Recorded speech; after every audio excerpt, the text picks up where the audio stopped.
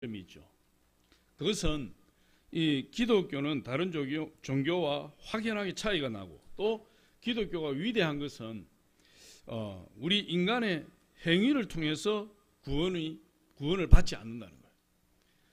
다른 종교는 다 인간이 구원받기 위해서 애를 쓰고 신으로부터 저주받지 않기 위해서 애를 쓰고 노력해야 되지만, 우리 기독교는 우리 인간이 구원받기 위해서 해야 될 일이 하나도 없다, 이렇게 이야기하고 있어요. 그거 대단한 거죠. 대단히 특이한 것입니다. 그래서 우리가 구원을 얻기 위해서 무슨 선행을 해야 된다든지, 또 도덕적인 삶을 살아야 한다든지, 또 구원을 받기 위해서 무슨 훈련을 받아야 된다든지, 그런 것이 필요한 것이 아니에요. 또 구원을 받기 위해서 어떤 종교에 귀의를 해야 된다든지, 그런 것도 필요한 것이 아니에요. 또 구원받기 위해서 고행의 길을 걸어야 된다든지 하는 것도 필요가 없어요. 오직 하나님께서 우리에게 구원해 주시는 것은 우리의 노력과 우리의 행위로 말미암지 아니하고 하나님이 이루어 주신 독생자 예수 그리스도를 통해서 이루어 주신 그 일을 믿기만 하면 우리에게 구원이 주어진다는 것이에요. 그것이 특이한 것이고 위대한 것입니다. 그래서 우리가 그 사실을 믿고, 무슨 사실이요? 예수님이 우리의 모든 죄를 용서해 주셨다는, 그리고 우리가 죄를 용서함 받았기 때문에 영원한 천국 백성이 되었다는 그 사실을 우리가 믿고 주님을 영접하면 우리는 영원한 생명을 소유한 자들이 되고 하나님의 자녀가 되고 하나님의 자녀로서 누리는 축복을 누리는 그런 존재가 되어버리는 것입니다. 그래서 참으로 2000년 전에 예수님께서 이 세상에 오셔서 저와 여러분의 모든 죄를 다 해결해 주시고, 그리고 십자가에 죽으셔 부활하시고 승천하셔서 지금 우리의 왕으로 와 계신다, 그렇게 말씀하고 있어요. 그래서 로마서 10장 19절에 보니까 우리 같이 한번 읽어보겠습니다. 시작. 내가 만일 내 입으로 예수를 주로 시인하며 또 하나님께서 그를 죽은 자 가운데서 살리신 것을 내 마음에 믿으면 구원을 얻으리라. 믿는 것이 우리에게 구원을 주시는 거예요. 그러니까 참 감사한 일이죠. 그래서 오늘 성탄절을 이제 내일 모레 성탄절이죠. 오늘이 22일입니까? 22일, 23일, 24일 3일 남았어요. 성탄절인데 예수님이 2000년 전에 이 세상에 오셔서 우리에게 우리의 모든 죄 문제, 가난 문제, 저주 문제, 질병 문제, 죽음 문제를 다 해결하신 분이에요.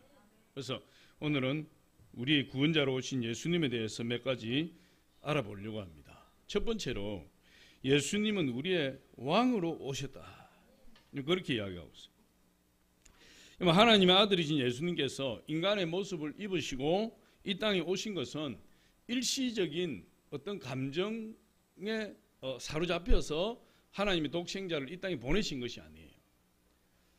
성경에 보니까 하나님의 놀라운 계획과 그리고 하나님의 치밀한 철저한 계획, 하나님의 섭리를 통해서 독생자 예수 그리스도께서 이 땅에 오셨다. 구약 성경에 많이 기록되어 있죠. 구약 성경에 예수님이 오실 것에 대한 예언이 기록되어 있어요. 특별히 이사야 선지자는 예수님이 탄생하시기 700여 전에 예언했던 예언자입니다. 이사야 선지자가 예수님 700년 후에 오실 것을 정확하게 예언하고 있어요. 우리 한 구절을 보면 이사야 7장 14절 우리 같이 한번 읽어보겠습니다. 시작. 그러므로 주께서 친히 징조를 너희에게 주실 것이라. 보라, 처녀가 잉태하여 아들을 낳을 것이요 그의 이름을 임마누엘이라 하리라. 처녀를 통해서 처녀가 잉태하여 아들을 낳는 분, 그분이 바로 예수 그리스도예요. 그분을 임마누엘이라 하리라. 임마누엘은 그가 우리와 함께 계신다, 이런 뜻이죠. 그래서 예수 그리스도께서 이 세상에 오셔서 하나님을 믿는 자들과 함께 계시는 거예요. 그분이 바로 임마누엘이에요. 예수님이 저와 여러분과 함께 하십니다. 할렐루야. 그럼 그걸 믿으십니까? 현대인들의 가장 큰 두려움이 있어요. 물론 많은 두려움들이 있겠지만 그 두려운 요소 중에서 가장 크다고 이야기할 수 있는 것이 뭐냐? 미래에 대한 불확실성이에요. 미래가 어떻게 될지. 세계 정세가, 국제 정세가 시시각각으로 바뀌는 거예요. 이 지구촌에 이 지구를 몇 번이나 멸망시킬 수 있는 핵무기가 온 세계 곳곳에 다 보관되어 있어요. 그런 위협이, 핵무기의 위협이 도사리고 있어요. 불확실한 세상을 살고 있는 거예요. 그럼 지구 반대편에는 수많은 사람들이 굶어 죽고 있는 반면에 또 그 반대편에서는 남아도는 음식물을 처리할 줄 몰라서 썩어가는 음식물을 버려지는 그런 경우도 많이 있고, 또 어떤 사람들은 가족의 붕괴가 급속하게 일어나서 가정이 해체되기도 하고, 경제는 거대한 불황의 늪으로 빠져들고, 일자리는 점점 사라지고, 그동안 우리가 누렸던 많은 것들이 우리 손가락 사이로 다 빠져나가 버리는 그런 순간들이 우리에게 다가오고 있어요. 지도자들과 정치인들을 위해서 기도하고 있지만 누구도 그들을 신뢰하지는 못하고 있어요. 나라의 최고의 좋은 자들, 지혜자들의 그런 조언도 치명적인 실수를 범하기 일쑤고, 그런 가운데서 불확실한 세계에 살아가는 현대인들이 얼마나 마음이 불안하고 마음 둘 곳이 없는지 몰라요. 그런데 이런 가운데서 우리의 가장 큰 위로가 되시는 분이 계신다. 그분이 바로 우리의 왕으로 와 계시는 예수 그리스도다, 이렇게 이야기를 하고 있어요. 그래서 오늘 본문에 우리 16절에 보니, 요한계시록 19장 16절에 보니까 그 예수님이 만왕의 왕이요 만주의 주로서 임하신다, 이렇게 말씀하고 있어요. 오늘 요한계시록 19장은 예수 그리스도 재림하는 모습이에요. 예수님이 이런 모습으로 재림하신다는 거죠. 그래서 성경은 우리가 온전히 신뢰하고 의지할 수 있는 분은 오직 우리의 왕이 되시는 예수님밖에 없다. 그래서 예수 그리스도를 우리의 다른 임금 대신 예수 그리스도라, 이렇게 이야기를 해요. 세상의 왕들 같이 아니하고 세상의 왕들과 다른 그런 왕으로 오신 예수 그리스도가 계시다. 그 예수님 바로 우리의 왕으로 오셨다. 사도행전 17장 7절에 기록하고 있는데 우리 같이 한번 읽어보겠습니다. 시작. 야손이 그들을 맞아들였도다. 이 사람들이 다 가이사의 명을 거역하여 말하되 다른 임금 곧 예수라 하는 이가 있다 하더이다 하니. 전도하는 전도자들이 뭐라고 이야기합니까? 이 세상의 왕이 아니라 다른 왕이 계신다. 그 왕이 바로 우리의 예수 그리스도다. 그렇게 이야기하는 거예요. 여러분, 우리 예수님은 왕으로 이 세상에 오신 것입니다. 모든 세상의 왕들보다 뛰어난 왕으로 이 세상에 오신 분이 바로 우리 예수 그리스도예요. 그래서 우리가 그 예수 그리스도를 영접하는 순간, 예수님을 우리의 구주로 영접하는 순간, 그 예수님은 영접하는 자의 왕이 돼요. 그 예수 그리스도를 영접해서 예수 그리스도의 왕을 모시는 순간, 그 사람은 예수 그리스도가 유일한 소망이 되는 것입니다. 우리는 예수 그리스도를 왕으로 영접했어요. 예수님 우리 왕이 되십니다. 우리가 예수님을 이 왕으로 영접했기 때문에 예수님은 우리의 유일한 소망이 되시는 거예요. 더 이상 우리는 세상에 소망을 두는 것이 아니라 예수 그리스도께 소망을 두고 있는 하나님의 자녀가 되었다, 이렇게 말씀하고 있어요. 그럼 예수님이 온 세상을 다스리신 거예요. 이 세상은 세상의 왕들이 다스리는 것이 아니라 만유를 다스리시는 유일한 권세자가 예수님이시기 때문에 온 세상을 다스리시는 분이 예수님이요, 온 세상의 대통령을 다스리시는 분이 예수님이요, 온 세상의 왕들을 다스리시는 분이 예수님이요, 온 세상의 수상자 권력자들을 다스리는 분이 바로 예수님이세요. 그 예수님을 우리가 우리의 왕으로 모시고 있으니 예수님과 같은 권세와 영광이 우리 삶을 지배하고 계시는 거예요. 그게 우리 축복이에요. 할렐루야. 여러분, 시편 103편 19절로 22절, 우리 예수 그리스도 우리 하나님의 권세에 대해서 한번 보겠습니다. 시편 103편 19절로 22절 시작. 여호와께서 그의 보좌를 하늘에 세우시고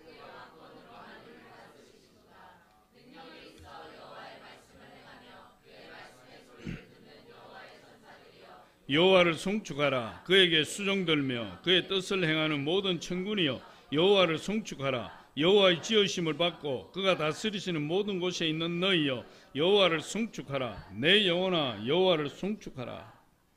그럼 예수 그리스도는 어떤 정부보다도 위대한 거예요. 어떤 왕과 대통령보다도 위대하신 분이 예수 그리스도예요. 주님보다 어느 누구도, 이 세상에 어느 누구도 우리 예수 그리스도보다 더 아름다울 수가 없고, 이 세상의 어떤 통치자들도 예수 그리스도보다 더 큰 권세를 가질 수가 없어요. 모든 세상의 만물이 다 주님의 발 아래에 있다. 주님의 통치 아래에 있다. 여러분 그렇게 이야기를 하고 있어요. 그래서 성경은 땅의 임금들의 머리가 되신 예수 그리스도라 이렇게 이야기를 하고 있어요. 땅의 왕들의 머리가 되신 예수 그리스도예요. 이번 요한계시록 1장 5절 우리 같이 한번 보겠습니다. 시작. 또 충성된 정인으로 죽은 자들 가운데서 먼저 나시고 땅의 임금들의 머리가 되신 예수 그리스도로 말미암아 은혜와 평강이 너희에게 있기를 원하노라. 우리를 사랑하사 그의 피로 우리 죄에서 우리를 해방하시고. 두 번째 줄에 보니까 뭐라고 이야기하고 있습니까? 땅의 임금들의 머리가 되신 예수 그리스도. 할렐루야. 여러분 세상에 아무리 큰 권세를 가지고 있는 왕이라도 대통령이라도 우리 예수 그리스도의 권세 아래에 있는 거예요. 아래. 할렐루야. 하나님의 아들 예수 그리스도가 그렇게 위대한 분이세요. 그분이 바로 이 세상에 우리를 위해서 오셨다 이렇게 이야기하고 있습니다. 그러니까 앞에 말씀드렸던 것처럼 현대인들이 두려워하는 것이 미래에 대한 불확실성이에요. 어떻게 살아가야 될지, 어떤 일이 우리 앞에 일어날지, 어떤 질병이 기다리고 있을지, 어떤 불운한 일이 우리를 엄습할지, 그런 부분에 대해서 많이 불안해하는데 예수 그리스도를 우리의 왕으로 모신 자는 그런 두려움에 가질 필요가 없다. 할렐루야. 왜?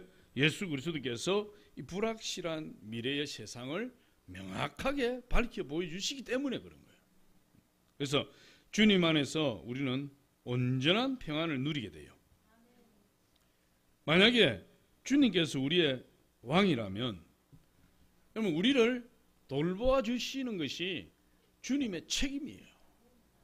왕은 백성의 생활을 책임지는 것이잖아요. 주님이 우리 개인의 왕이 되시면 우리 개인의 미래를 주님이 책임지시는 거죠. 그것이 주님의 책임이에요. 주님께서 우리에게 이렇게 말씀하세요. 너희가 세상에서 환난을 당하나 담대하라. 내가 세상을 이기었노라. 우리가 비록 세상에서 여러 가지 어려운 일과 힘든 일을 당할 수 있지만 그러나 그것 때문에 근심하고 걱정하지 말라. 왜냐? 하나님께서 독생자 우리의 왕이 되신 독생자 예수 그리스도께서 그 모든 것을 잠재워 주셨다. 할렐루야. 너희가 세상에서 환난을 당하나 담대하라. 내가 세상을 이겼노라. 우리 주님께서 이겨 놓으신 싸움을 우리는 싸우는 거예요. 그러니까 여러분 우리의 예수 그리스도께서 우리의 왕으로 오셨어요. 로마 총독이었던 빌라도가 예수님을 십자가에 못 박기 전에 이렇게 질문했어요. 내가 유대인의 왕이냐? 예수님이 그렇게 대답했어요. 내가 내 말과 같이 내가 왕이니라. 예수님이 자신을 향해서 왕이라고 이야기했어요. 믿는 자들의 왕이요, 온 세상의 왕이요, 왕들 위에 왕이요, 주들 위에 주요, 만왕의 왕이요 만주의 주가 되신 분이 바로 우리 예수 그리스도예요. 주님께서 십자가에 못 박히셨어요. 십자가에 못 박힐 때 빌라도가 히브리어와 로마와 헬라어로 된 죄패를 십자가 머리 위에 걸었어요. 그때 거기에 뭐라고 걸었느냐? 나사렛 예수 유대인의 왕이다 이렇게 썼어요. 그런데 거기에 3개국으로 그것을 쓴 거예요. 온 천하에 예수 그리스도가 온 천하의 왕 중에 왕이라는 것을 빌라도가 공포한 거예요. 우리 그 성경 구절이 요한복음 19장 19절로 20절에 있어요. 우리 같이 한번 읽어보겠습니다. 시작. 빌라도가 패를 써서 십자가 위에 붙이니 나사렛 예수 유대인의 왕이라 기록되었더라.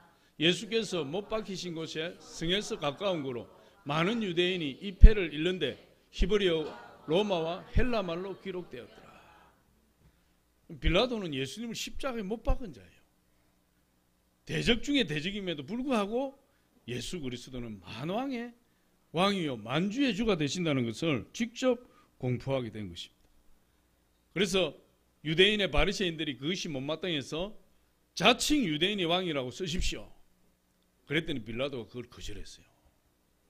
나는 내가 할 것을 했노라. 할렐루야. 여러분, 우리가 예수 그리스도를 내 인생의 왕으로 영접하실 때 그 사람을 하나님 책임져 주셔요. 우리 예수 그리스도를 내 인생의 왕으로 영접하실 때 주님을 믿고 의지할 대상이 생기는 거예요. 그러면 그분이 우리의 모든 인생을 책임져 주시는 것입니다. 예수 그리스도를 여러분의 인생으로, 여러분의 인생의 왕으로 영접하시기를 예수 이름으로 축원합니다. 두 번째로 보니까 예수 그리스도는 왕으로 이 세상에 오시는데 선과 악을 심판하실 심판주로 오신다. 선과 악을 심판하신다. 왕이신 주님께서 선과 악을 심판하시는데 하나님의 공의로 심판하시는 거예요. 하나님의 권세를 가지고, 하나님의 능력을 가지고 하나님의 공의로 이 세상을 심판하신다. 이 세상 사람들을 심판하신다. 여러분, 그렇게 이야기하고 있어요. 왜 그러느냐? 하나님께서 모든 심판을 누구에게 맡기셨어요? 예수님께 맡기셨다. 모든 심판을 하나님이 하시지 아니하고 십자가에서 순종한 예수 그리스도께 모든 권세를 다 주셨어요. 우리가 예수님의 말씀에 순종하면 하나님의 능력이 임해요. 할렐루야. 예수 그리스도께서 십자가에 지시는 하나님 말씀에 순종했더니 하나님 모든 권세를 예수님께 다 부어주셨다. 그 중에 하나가 모든 심판을 다 예수님께 맡기셨다. 요한복음 5장 22절 우리 같이 한번 읽어봅니다. 시작. 아버지께서 아무도 심판하지 아니하시고 심판을 다 아들에게 맡기셨으니. 이제 모든 심판은 누가 하시는 거죠? 예수님이 하시는 거예요. 우리가 예수님에 대해서 아주 인자한 모습을 가지고 있잖아요. 이웃집 아저씨처럼 아주 인자하시고 푸근한 모습. 우리가 가면 항상 우리에게 우리를 품어주시고 안아주시고 우리의 등을 토닥거려 주시고 위로해 주시고 좋은 거 주시고 그런 인자한 모습, 좋으신 예수 그리스도의 모습을 가지고 있어요. 그런데 이 심판주로 오시는 예수님은 놀라울 정도로 강렬하시고, 그리고 주님을 대적하는 악을 심판하시고 그 악과 전쟁하시는 분으로 나타나고 있어요. 심판주로 오시는 분은 그런 모습으로 오시는 거예요. 오늘 요한계시록 19장 15절 우리 한번 같이 한번 읽어볼게요. 시작. 그의 입에서 예리한 요한계시록입니다. 요한계시록 19장 15절 우리 성경을 보고 한번 읽어보겠습니다. 시작. 그의 입에서 예리한 검이 나오니 그것으로 만국을 치겠고 친히 그들을 철창으로 다스리시며 또 친히 하나님 곧 전능하신 이의 맹렬한 진노의 포도주틀을 밟겠고. 심판주로 오시는 예수님의 이런 모습이에요. 대적자들이 감히 그 앞에서 고개를 들 수도 없고 맹렬한 진노로 대적자들을 다 멸하시고 입에서 나오는 이향검으로 그들을 쳐서 죽이는 그런 모습의 심판자의 모습으로 예수님께서 임하시는 거예요. 그러니까 여러분, 주님을 대적하는 일이 얼마나 무서운 일입니까? 주님을 대적하는 것이 그렇게 무서운 거예요. 그러니까 온 세계도 열방도 개인도 여러분, 그들이 하나님의 아들을 어떻게 취급했는가 거기에 따라서 심판이 임하는 거예요. 우리가 하나님의 아들을 어떻게 섬겼는가, 하나님의 아들 예수 그리스도를 어떻게 취급했는가 거기에 따라서 심판이 임하는 거예요. 우리 그리스도인들도 반드시 하나님의 그리스도의 심판대 앞에 서게 될 것이다. 그 심판대 앞에서 선악간에 행한 것을 판결받고 그 심판을 따라 받게 하신다. 그렇게 이야기하고 있어요. 이건 고린도후서 5장 10절 우리 같이 한번 읽어봅니다. 시작. 이는 우리가 다 반드시 그리스도의 심판대 앞에 나타나게 되어 각각 선악간에 그 몸으로 행한 것을 따라 받으려 함이라. 우리가 여러분 그 하나님 앞에 심판받고 결산받는 것은 우리가 이 세상에 살아 있을 동안에 행한 일들에 대한 심판이에요. 지금 저와 여러분이 살고 있는 이 현실 가운데서 우리가 어떻게 살고 있는지에 대한 심판이에요. 반드시 선악간에 행한 일들에 대해서 심판을 받는다. 하나님 심판대 앞에서, 그리스도의 심판대 앞에서, 이 그리스도가 심판하시는 거니까. 할렐루야. 그러면은 여러분 지금 우리가 살고 있는 이 세상에서, 이 시간 속에서 과연 우리의 왕이 되시는 우리 예수님을 어떻게 취급하며 여러분 살아가고 있습니까? 예수님을 우리의 왕으로 모시고 예수님을 존중하며 왕으로 깍듯하게 예수님을 모시고 여러분 살아가고 있습니까? 그렇지 않으면 예수님이 때로는 왕이 되었다가 때로는 내 인생을 방해하는 거추장스러운 존재로 여겼다가 때로는 내 인생에서 사라져버렸으면 좋을 것 같은 그런 내 인생의 방해꾼으로 생각하지는 않습니까? 내가 어떻게 예수 그리스도를 생각하고 어떻게 예수 그리스도를 취급했느냐에 따라서 심판이 달라지는 것이에요. 거기에 대해서 예수님이 우리에게 말씀하세요. 그래서 내가 주님을 위해서 어떤 삶을 살았는가, 거기에 대한 평가, 그것이 바로 그리스도의 심판대 앞에 서는 것이다. 우리를 향해 보여주신 주님의 사랑에 대한 보답으로 우리가 무엇을 하며 살았는지, 우리 주님 앞에 어떤 사랑을 드렸는지 전능하신 하나님 앞에서 우리가 대답해야 될 때가 다가오는 거예요. 그 심판을 저와 여러분이 심각하게 생각할 수 있어야 그 심각하게 생각하는 그 생각이 우리의 믿음이에요. 나는 그런 의식이 전혀 없습니다. 그런 생각은 해보지도 않았습니다. 문제가 있는 거예요. 내 믿음에 문제가 있어요. 내 믿음이 고장났어요. 내 믿음이 어그러진 거예요. 1732년도에 20대 초반이었던 요한 레오나르도 도브라는 사람과 다비드 니치만이라는 독일 사람이 있었어요. 이 사람들이 하나님을 잘 섬기는 모라비안 교도였는데 직장과 가족을 떠나서 최초의 모라비안 선교사로 떠나게 됐어요. 이 20대 초반의 두 젊은이가 아프리카에서 3,000명의 사람들이 노예로 끌려와서 서인도 제도에서 노예 생활을 하며 고통을 당하고 있다는 소식을 듣고 이 두 청년이 그 사탕수수밭에서 노예로 고통당하는 그 노예들에게 복음을 전하기로 작정했어요. 그래서 그 서인도 제도로 들어가려고 했어요. 그런데 문제가 생긴 것입니다. 그 서인도 제도의 주인이었던 영국인이, 그 농장의 주인이었던 영국인이 절대로 선교사나 목사는 받아들일 수 없다는 거예요. 그리고 만약에 받아들일 수가 없는데도 불구하고 배가 파손이 되어서 혹시라도 그 서인도 제도에 상륙하게 되면 그들을 벨체에 가두어 놓고 어느 누구에게도 복음을 전하지 못하게 하고 벨체에 가두어 두었다가 추방해 버릴 것이다. 이렇게 공공연하게 공포를 하는 그런 사람이었어요. 그러니까 3,000명의 아프리카 노예들이 거기에 사탕수수밭에 잡혀가서 죽을 고생을 하고 그 뜨거운 태양 아래서 고생을 하는데 지금 이 모라비안 청년 두 사람이 볼 때 그것이 문제가 아니라 그들이 복음을 듣지 못하고 저 노예로 살다가 죽어가는 그것이 너무나 안타까운 것입니다. 그래서 그 두 청년이 그 섬에 갈 수 없다는 사실을 알고 백방으로 가는 방법을 연구하다가 딱 한 가지 길이 있다는 것을 알았어요. 그것이 뭐냐? 자기 자신들을 영국 그 섬의 주인에게 노예로 팔면은 들어갈 수 있다는 거예요.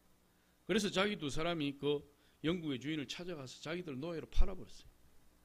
그리고 가족들과 인사를 하고 이제 그 서인도 제도로 들어가서 노예로 살기로 작정을 했어요. 그럼 그 노예로 한번 팔려간다는 것은 몇 년 있다가 몇 년 고생하다가 나올 수 있다는 것이 아니에요. 한번 들어가면 평생을 거기서 고생하다가 죽어야 되는 것이고, 그리고 평생 동안 한 번도 가족들을 만날 수 없을 것이라는 그것을 전제하는 것이에요. 그런데 그 섬에 들어가서 이제 노예로 살다가 죽는 길을 택한 것이 바로 이 두 청년의 길이에요. 오직 그들은 3,000여 명의 그 노예들에게 복음을 전해야 된다. 예수 그리스도의 사랑을 전해야 된다는 일념하에 자기들 인생을 희생해 버린 것이. 그래서 몇 년 후가 아니라 그들이 이제 가족들과 헤어지게 되고 부두에서 배를 타고 떠나게 될 때에 그 가족들이 다 눈물을 흘리고 다시 한번 생각해 볼 수 없느냐? 근데 그런 극단적인 결정을 할 수가 있느냐? 가족들이 다 충격을 받고 마을 사람들이 다 충격을 받았지만 그들의 굳은 의지를 발견하고는 배웅을 하게 돼요. 오직 복음을 전하고자 자기 목숨까지 버리기로 작정한 이 두 청년을 배웅하는데 1732년 10월 8일 날 두 선교사의 가족들이 눈물로 그들을 배웅했어요. 가족들은 다시는 볼 수 없다는 것을 알았기 때문에 젊은이들이 배를 타고 항구를 떠날 때에 발걸음을 떼지 못하고 그 배가 보이지 않는 때까지 팔짱을 끼고 멀어져가는 사랑하는 자들에게 외쳤어요. 이렇게 외쳤다고 이야기합니다. 죽임 당하신 어린 양이 보상을 받으시길 바랍니다. 예수 그리스도께서 십자가에서 우리를 위해서 그 끔찍한 고통 가운데 죽으셨는데 그 예수 그리스도를 위해서 자기 목숨을 버리고 자기 인생을 희생하고 떠나는 그들에게 예수 그리스도께서 보상을 받으시기를 바랍니다. 그렇게 배웅을 했어요. 이 말은 그 두 청년을 따라서 모라비안 교도들이 선교사로 지원을 하기 시작했는데 지원하는 선교사들마다 그 선교사들의 찬양이 되었고 영감이 되었다 이야기하고 있어요.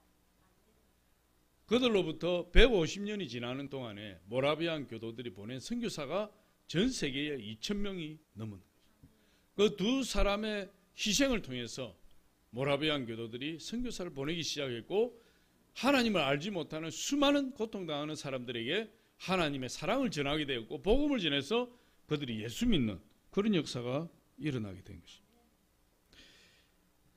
주님께서 심판대 앞에서 이 두 젊은이를 이렇게 맞이할 것 같아요. 제가 생각해 본 거예요. 주님께서 이 두 젊은이에게 이렇게 말씀하셨을 거예요. 잘하였도다. 착하고 충성된 종아, 내가 적은 일에 충성하였음에 내가 많은 것을 내게 맡기리니 내 주인의 즐거움에 참여할지어다. 그리고 그들을 꼭 안아주시고 그들의 머리에 면류관을 씌워주시고 주님의 즐거움에 참여할지어다. 여러분, 이것이 얼마만큼의 영광인지 가늠하기 힘들 정도로 위대한 일일 것이에요. 우리를 위해서 죽으시고 우리를 위해서 희생하신 그 예수 그리스도를 위해서 예수 그리스도를 존경하고 예수 그리스도를 존중해서 내 인생을 예수 그리스도께 드린 사람에게 주시는 내 주인의 즐거움에 참여할지어다. 그것이 참 우리가 생각하고 상상하기 힘들 정도의 놀라운 축복이 될 것이에요. 우리 교회에 목사도 있고 장로도 있고 안수집사, 권사집사, 성도 다 있습니다. 누구 하나도 목사도 성도도 누구도 하나님 예수 그리스도 앞에서 결산을 해야 돼요. 그 결산을 면제받을 사람은 아무도 없어요. 주님은 모든 사람의 동기를 아세요. 회개하지 않고 숨겨진 죄가 아직도 남아있으면 주님 앞에서 그 죄가 다 드러날 것입니다. 여러분이 예수님의 손과 발에 못 박힌 그 상처를 보면서 또 저와 여러분의 죄를 없이 하기 위해서 그토록 고통당하신 그 주님을 보면서도 이 세상의 것들을 왜 그토록 중요하게 생각했는지 거기에 대해서 우리 주님 앞에 설명해야 될 거예요. 그것이 심판이. 그날에는 거짓이나 변명이 통하지 않아요. 주님께서 저를 위해서 십자가에서 몸짓고 피 흘리고 죽으셨는데 그 주님이 행하신 엄청난 그 은혜를 잊어버리고 제가 세상 것을 추구하며 살아왔습니다. 거기에 대해서 어떻게 여러분 주님 앞에 변명하시렵니까? 그걸 우리가 해야 된다는 거예요. 우리가 이 세상에서 주님을 사랑하고 많은 사람들이 주님을 증거하고 주님을 시인할 때 주님 기뻐하시고 또 어떤 사람들은 그렇게 주님의 크신 은혜를 입어 영원한 생명을 입었지만 사람들 앞에서 주님의 이름을 덜먹이는 것을 부끄러워하고 한 번도 생명의 복음을 전해보지도 못하고 주님을 부인했다면 주님께서도 하나님 앞에서 우리를 부인할 것이다. 그렇게 말씀하세요. 우리 마태복음 10장 32절로 33절 같이 한번 읽어보겠습니다. 시작. 누구든지 사람 앞에서 나를 시인하면 나도 하늘에 계신 내 아버지 앞에서 그를 시인할 것이요. 누구든지 사람 앞에서 나를 부인하면 나도 하늘에 계신 내 아버지 앞에서 그를 부인하리라. 여러분, 우리는 열심히 주님을 사랑하고 주님을 증거하고 주님을 시인하고 주님을 사랑하시기를 예수 이름으로 축원합니다. 그것이 바로 우리 주님 앞에 축복받는 길이요, 주님의 심판을 면하는 길이요, 하나님의 상급 심판을 받는 길이 되는 것입니다. 마지막 세 번째로 보니까 우리의 왕이 되신 예수 그리스도께서 오시고 계신다. 할렐루야. 그럼 예수님은 이 세상에 계실 때에 제자들에게 이렇게 말씀하셨어요. 내가 이제 세상을 떠날 것이다. 그렇게 이야기했어요. 그 이야기를 들은 제자들은 마음에 근심이 가득했어요. 왜?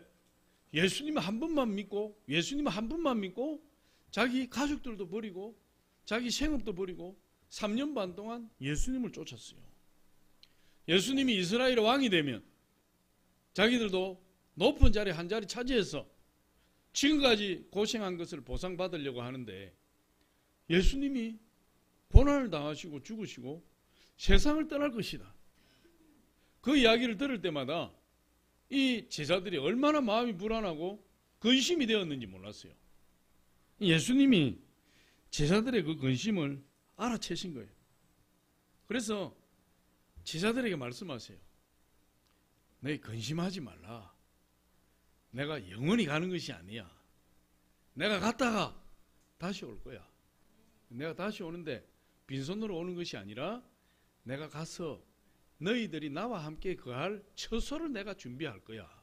그리고 그 처소가 다 준비되면 내가 다시 와서 너희들을 나 있는 곳으로 데려갈 거야. 그러니까 근심하지 마. 걱정하지 마라. 기다려. 그렇게 말씀하세요. 그게 이제 요한복음 14장 1절에 4절 말씀인데 우리 같이 한번 읽어보겠습니다. 시작. 너희는 마음에 근심하지 말라. 하나님을 믿으니 또 나를 믿어. 내 아버지 집에 거할 곳이 많도다. 그렇지 않으면 너희에게 일렀으리라. 내가 너희를 위하여 거처를 예비하러 가노니 가서 너희를 위하여 거처를 예비하면 내가 다시 와서 너희를 내게로 영접하여 나 있는 곳에 너희도 있게 하리라. 할렐루야.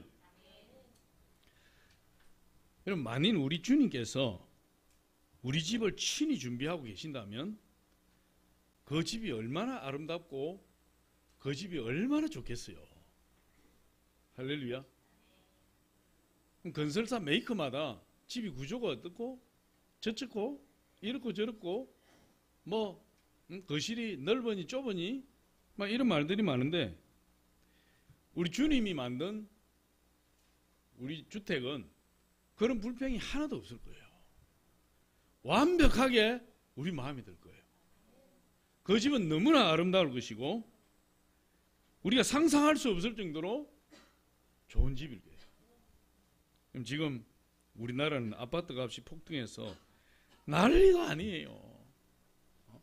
정부는 아파트 값을 잡겠다고 난리고 집 가진 사람은 세금 폭탄 떨어졌다고 난리고 집 없는 사람은 다시는 집이 폭등해서 다시는 집 살 기회가 없다고 난리고 정부 입안자들은 아파트 두 채, 세 채 가지고 10억이 올랐는데 어떻게 하니 좋아가지고 난리고 백성들이 죽겠다고 난리고 집 때문에 얼마나 난리가 많은지 몰라요.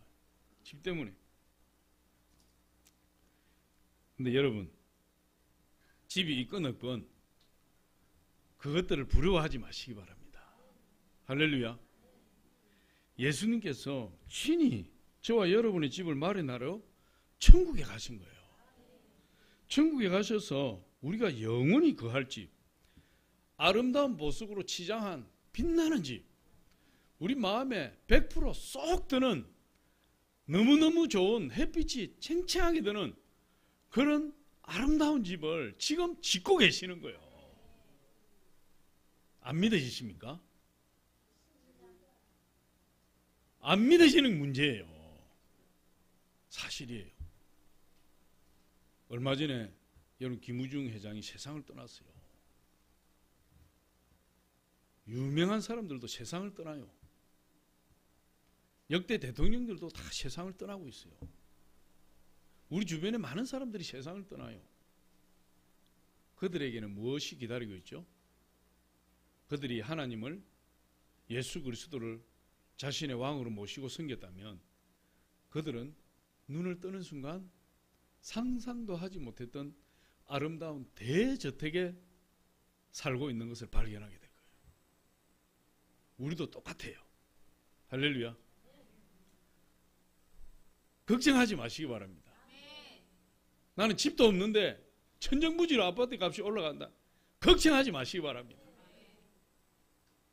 코딱지만한 집 하나 있었더니 세금이 폭탄이 막 떨어졌다. 걱정하지 마시기 바랍니다. 이 세상에 있는 집보다 훨씬 좋은 집이 우리 주님이 만들고 계시는 거죠.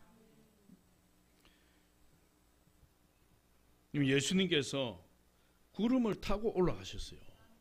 천사들과 함께 올라가셨어요. 그런데 예수님이 뭐라고 말씀하십니까? 천사들이 이야기했지만 천사들의 입을 벌려서 예수님이 뭐라고 말씀하셨어요? 너희가 올라가는 모습을 본 그대로 내가 다시 그대로 올 것이다. 예수님 말씀하십니다. 예수님 구름 타고 올라가시죠? 예수님 구름 타고 오실 거예요. 예수님 천사들과 함께 올라가시죠? 예수님 천사들과 함께 오실 거예요. 올라가심을 본 그대로 예수님 오시는 거예요. 예수님이 십자가에 죽으시고 부활하실 때 못자국 난 그 몸을 그대로 가지고 오실 거예요. 우리 사도행전 1장 9절로 11절 한번 보겠습니다. 시작. 이 말씀을 마치시고 그들이 보는데 올려져 가시니 구름이 그를 가리어 보이지 않게 하더라. 올라가실 때에 제자들이 자세히 하늘을 쳐다보고 있는데 흰옷 입은 두 사람이 그들 곁에 서서 이르되 갈릴리 사람들아 어찌하여 서서 하늘을 쳐다보느냐. 너희 가운데서 하늘로 올려주신 이 예수는 하늘로 가심을 본 그대로 오시리라 하였느니라. 하늘로 올라가신 그 모습 그대로 예수님이 다시 오실 것이다. 할렐루야. 우리 예수님은 거짓이 없으신 분이에요. 거짓을 아예 못하시는 분이에요. 우리 인생과 같지 않아서 인생은 거짓을 말할 수 있지만 우리 하나님은 거짓을 말할 수 없는 분이에요. 그리고는 여러분 이 데살로니가전 4장 16절로 18절을 보니까 예수님의 재림하는 모습을 보여주고 있어요. 우리 같이 한번 읽어봅니다. 데살로니가전서 시작. 주께서 호령과 천사장의 소리와 하나님 나팔로 친히 하늘로부터 강림하시리니 그리스도 안에서 죽은 자들이 먼저 일어나고 그 후에 우리 살아남은 자들도 그들과 함께 구름 속으로 끌어올려 공중에서 주를 영접하게 하시리니 그리하여 우리가 항상 주와 함께 있으리라. 그러므로 이러한 말로 서로 위로하라. 예수님이 올라가신 모습 그대로 예수님이 재림하시는 거예요. 예수님 말씀하신 대로 그대로 오시는 거예요. 그 사실을 믿으라는 거예요? 의심하라는 거예요? 믿으라는 거예요. 그 사실을 믿으라. 분명히 예수님이 재림하실 것이다.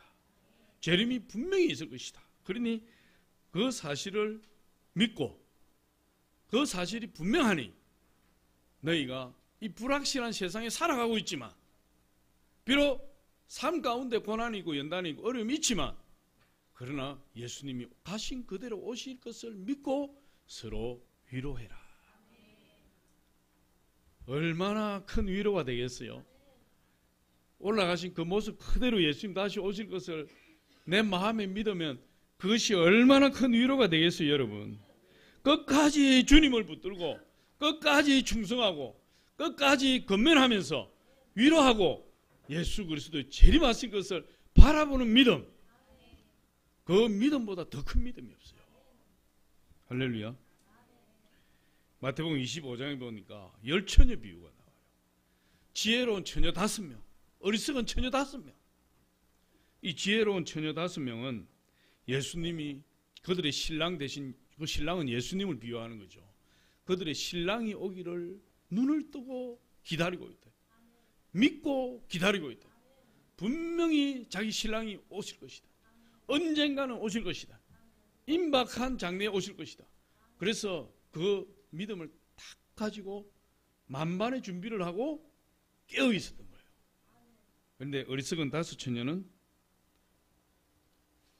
그들의 신랑이 올 것을 믿지를 않았어요. 믿지를 않으니까 준비가 안 되는 거예요. 그게 문제인 거예요. 믿지를 않으니까 준비가 안 되죠. 믿어져야 준비가 되죠. 신랑이 밤중에 올 것이라는 것을 믿으면 밤에 깨어서 기다리고 있겠죠. 그러나 믿어지지 않으면 잠자겠죠. 이 지혜로운 처녀들은 마지막 순간에 신랑을 맞이했어요. 문이 닫혔어요. 준비하지 못한 어리석은 처녀 5명 기름 사러 갔다가 돌아오니까 문이 닫혔어요. 문을 두드렸어요. 여보세요, 여보세요. 주님, 주님, 우리가 돌아왔습니다. 문 좀 열어주세요. 안에서 이런 소리가 들려요. 내가 진실로 너희에게 이르노니 나는 너희를 모른다. 모른다. 그들이 너무 늦게 왔기 때문에 기회를 놓친 거예요. 믿음이 없으니까 준비하지 못해서 시간을 놓친 거예요. 무엇이 문제입니까? 그들은 진정으로 주님을 믿지 않았다. 주님을 믿었으면 그런 행동 안 하는 거예요. 주님을 믿었으면 그렇게 허술하게 대처하지 않는 거예요. 주님의 재림을 믿었다면 깨어 기도하게 돼요. 그래서 그들은 주님을 제대로 알지 못했고 믿지 못했기 때문에 신랑을 기다리지 않았던 거예요. 그래서 문이 닫히고 그들은 신랑으로부터 버림받게 되었다. 주님을 사랑하는 사람들은 반드시 주님의 재림을 준비하며 살아가게 되어 있어요. 주님의 재림에 대해서 내가 믿든지 믿지 않든지 믿어지든지 믿어지지 않든지 그건 관계없어요. 분명한 사실은 주님은 말씀하신 대로 오신다는 거예요. 그리고 그것이 임박했다는 거예요. 우리의 믿음과 상관없이 예수님은 오시는 겁니다. 우리는 가슴에 손을 얹고 나에게 스스로 질문해 봐야 돼요. 나는 정말 주님을 아는가? 나는 정말 주님을 믿고 있는가? 나는 정말 주님의 재림을 기다리고 있는 사람인가? 거기에 대해서 자문하고 자답해야 돼요. 여러분이 만일 정말로 주님을 간절히 주님의 재림을 기다리고 있는 사람이라면 여러분은 영원히 안전한 사람들이에요. 그러나 재림에 대한 기다림에 대한 주님에 대한 확신이 없는 사람은 언제나 불안한 삶을 살 수밖에 없어요.